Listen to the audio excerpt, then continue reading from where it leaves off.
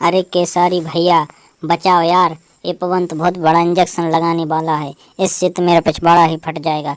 तुम ही कुछ करो। मुझे इतना ज़्यादा बुखार नहीं है कि इतना बड़ा इंजेक्शन लगाना पड़ेगा आप लोगों को। मैं तो टेबलेट्स में सही हो जाती हूँ यार। अरे कजलिया, तू टेंशन क्यों लेत है? जहाँ तेरा केसारी हो वहाँ तो तुझे टेंशन लेने की बात ही नहीं है। अगर मैं तुम तेरे साथ हूँ तो ये पवन तेरे पिछवाड़े पे कुछ भी उल्टा सीधा इंजेक्शन नहीं लगा सकता, क्योंकि मैं तेरी दवा सेम हाथ से करा रहा हूँ, है ना काजल?